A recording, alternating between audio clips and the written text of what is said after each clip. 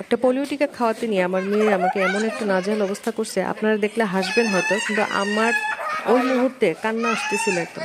একটা পোলিও টিকা খাওয়াতে একটা বাচ্চাকে এত জোর জবরদস্তি করতে হয়, দেখেন কি অবস্থা। আর কান্নাকাটি করতে করতে মানে ও পাগল হয়ে যাওয়ার মতো অবস্থা হয়েছে, আর আমাকেও পাগল বানাই ফেলছে। বাচ্চা যদি এইভাবে কান্নাকাটি করে তাহলে কোনো মারই ভালো লাগে না, কিন্তু পোলিও টিকা যদি না খাওয়ানো হয় আমার মেয়েরই অনেক ক্ষতি হতে পারে। সেই জন্য আমি যেভাবেই হোক ওকে খাওয়ালাম পোলিও টিকাটা। গাইস, পোলিও খাওয়াইতে নিয়ে যাইতেছি বাচ্চাদেরকে।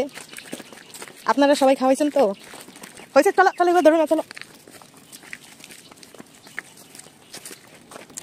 যাদের ঘরে বাচ্চা আছে তারা সবাই জানে যে বাচ্চাদের সাথে কি পরিমাণে কুস্তি করতে হয়।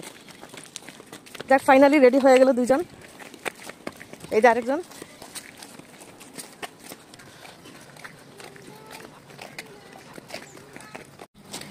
গাইস, ইউনিয়নে যাচ্ছি, তো তার মধ্যে রোজা আছি।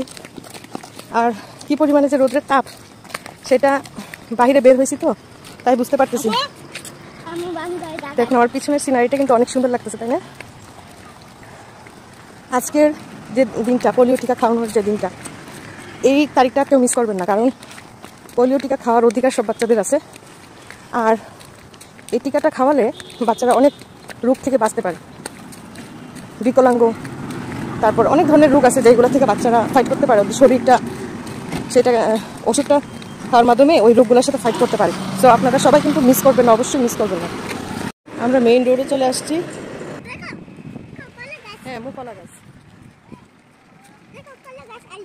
আমরা একটা গাড়ি রেডি করতেছি যাওয়ার জন্য। ওটো ওটো।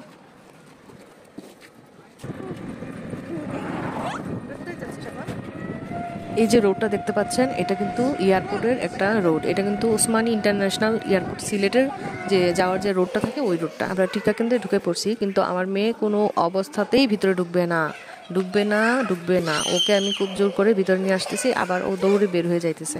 মানে ও খুব ভয় পাচ্ছিল, মনে করতেছিল যে ওকে এখানে ইঞ্জেকশন দেওয়ার জন্য নিয়ে আসছি, তাই ও কোনোভাবেই ঢুকতেছিল না। আমি স্বাস্থ্যকর্মী আপাকে বললাম যে আপনি কষ্ট করে একটু বাইরে বের হয়ে আসেন, যদি কিছু মনে না করেন। আমার মেয়ে একেবারেই ভিতরে ঢুকতে চাচ্ছে না। দেখুন কি একটা অবস্থা।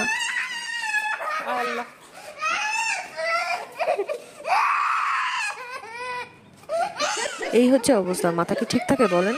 কোনো অবস্থাতে মাথা ঠিক রাখা যায় না এসব বাচ্চাদের যন্ত্রণার কারণে। দিকে আমার বোনের ছেলেটা তাকিয়ে তাকিয়ে দেখতেছে যে ও কি করতেছে এটা, কিন্তু ও তো খুব সুন্দরভাবে খেয়ে নিচ্ছে, কিন্তু আমার মেয়ে ঝামেলা করতেছিল। তো ফাইনালি খাওয়া শেষ, এখন আমরা এখান থেকে বের হয়ে যাবো। এখন আমার মেয়ে একটু বকাঝকা করতেছে, আন্টিকে কেটে ফেলবো, আন্টিকে মেরে ফেলবো। আমি বললাম আচ্ছা ঠিক আছে, চলো আমরা এখন যাই। ভাই আমি টায়ার্ড হয়ে গেছি, এখন বলতেছে ওদেরকে শিক্ষা দিবে। আচ্ছা দিও, শিক্ষা দিও। এখন এই যে মোবাইলে একটু দেখো, শিক্ষা দিবা। আমার বোন বলতেছিল যে ওরা বাচ্চা মানুষ, ওদের মুখের ভিতরে ওষুধটা ঢুকছে কিনা সেটা তো বুঝতে পারতেছি না, চলো আমরা ওদের দুজনকে একটা জুস কিনে দিই। তো জুসটা খেলে, জুসটা খাওয়ার মাধ্যমে হয়তো বা ওষুধটা ভিতরে ঢুকে পড়বে, তাই আমরা একটা দোকানে ঢুকে ওদেরকে একটা জুস কিনে দিলাম। যদিও এগুলো স্বাস্থ্যের জন্য ক্ষতিকারক, অনেক গরম ছিল তাই ভাবলাম যে একটা দিই। এদিকে অনেক সুন্দর সুন্দর ফলের দোকান ছিল, ছোট ছোট দোকান বসছে, তরমুজ, তারপর হচ্ছে আঙুর, এইদিকে সবজি ছিল দোকান। তো আমার বোন বলতেছিল যে এখান থেকে কিছু শশা নিবে। তো আমি বললাম যে শশা তো খুব একটা ভালো দেখতেছি না। তো সে বললো যে বাসায় তো সালাদ করার জন্য কোনো শশা নেই, তো কিছু নিয়ে নিই। তো আমরা এখান থেকে 2 কেজির মতো শশা নিলাম। 30 টাকা কেজি ছিল, তো 30 টাকা দরে কেজিতে আমরা 2 কেজি শশা এখান থেকে নিয়ে নিয়েছি। তো আরও কিছু সবজি কেনার ইচ্ছা ছিল, আমার বোনের ছেলেটা অনেক বেশি বিরক্ত করার কারণে আমরা এখান থেকে যত তাড়াতাড়ি সম্ভব বের হয়ে গেছি। আর এই যে রাস্তাটা দেখতেছেন, এই রাস্তাটা হচ্ছে কিন্তু এয়ারপোর্টের একটা ভিআইপি রোড। এটা কিন্তু সিলেট ওসমানী আন্তর্জাতিক এয়ারপোর্ট, ইন্টারন্যাশনাল এয়ারপোর্ট। এখানে দীর্ঘ 40 বছরের বেশি সময় আমরা থাকছি। আমার আব্বা এখানে চাকরি করছে, আমার আব্বার এখানে থাকা পড়ছে প্রায় 40 বছরের উপর। আর আমরা তো হচ্ছে প্রায় 25-26 বছর হয়েছে আমাদের এখানে, আমাদের জন্মের পর থেকে আমরা এখানে। এই যেটা হচ্ছে এয়ারপোর্টের রাস্তাটা, কিন্তু এখানে যে আমাদের কত স্মৃতি। আমি আশপাশে শুধু তাকাচ্ছিলাম এটা দেখার জন্য যে আমার কোনো পরিচিত লোকের সাথে আমার দেখা হয় কিনা।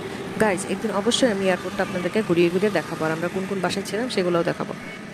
রাস্তা পার হয়ে আমরা প্রায় বাসার কাছে চলে আসছি। গত রাতে অনেক বেশি বৃষ্টি হওয়াতে নিচে অনেক পাতা পড়েছিল। এই 2তলা বাসাটায় আমরা থাকি। ভিডিওটি ভালো লাগলে অবশ্যই একটি লাইক, কমেন্ট, শেয়ার প্লিজ।